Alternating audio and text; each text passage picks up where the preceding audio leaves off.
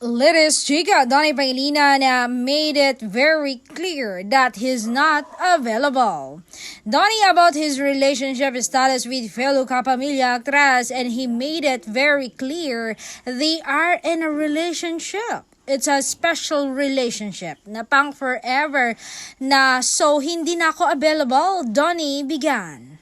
Meanwhile, Donnie admitted to setting firm boundaries sa kahit sino kasi iniisip ko talaga si Belle.